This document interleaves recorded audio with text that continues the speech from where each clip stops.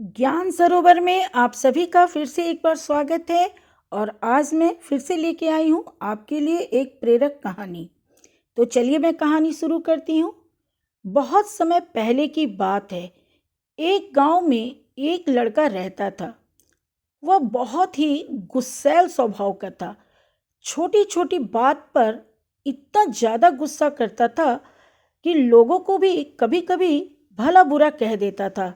ये नहीं देखता था कि सामने कौन है, कोई बड़ा है या छोटा। बस आपा खो देता और उस पर गुस्से में कुछ भी कह देता।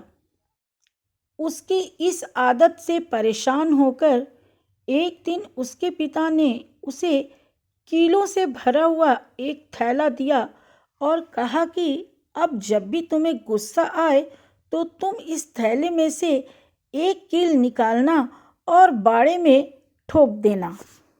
पहले दिन उस लड़के को 40 बार गुस्सा आया और इतनी ही कीलें उसने बाड़े में ठोक दिया। पर धीरे धीरे कीलों की संख्या घटने लगी। उसे लगने लगा कि कीलें ठोकने में इतनी मेहनत करने से अच्छा है कि अपने क्रोध पर काबू कर लिया जाए। और अगले कुछ हफ्तों में उसने अपने गुस्से पर बहुत हद तक काबू करना सीख भी लिया। और फिर एक दिन ऐसा आया कि उस लड़के ने पूरे दिन में एक बार भी गुस्सा नहीं किया। जब लड़के ने अपने पिता को यह बात बताई तो उन्होंने फिर से उसे एक और काम दे दिया। उन्होंने कहा कि अब हर उस दिन जिस दिन तुम्हें एक बार भी गुस्सा ना आए, उस दिन इस बाड़े में से तुम एक कील निकाल देना।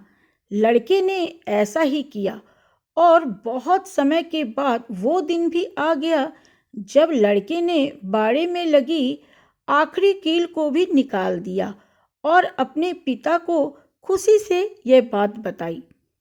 तब पिताजी उसका हाथ पकड़कर उस बाड़े के पास ले गए और बोले, बेटे तुमने बहुत अच्छा काम किया है, लेकिन क्या तुम बाड़े में हुए छेदों को देख पा रहे हो? अब वो बाड़ा कभी भी वैसा नहीं बन सकता जैसा कि वो पहले था। जब तुम क्रोध में कुछ कहते हो तो शब्द भी इसी तरह सामने वाले व्यक्ति पर गहरे घाव छोड़ जाते हैं, यानी कि व्यक्ति के मन पर दुख पहुंचाते हैं, व्यक्ति के मन पर आघात करते हैं।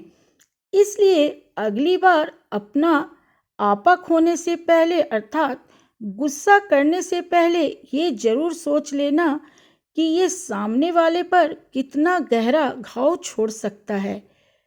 हो सकता है उस समय आपका गुस्सा आपको जायज लगे, लेकिन बाद में आपको अपने गुस्से पे पश्चाताप हो।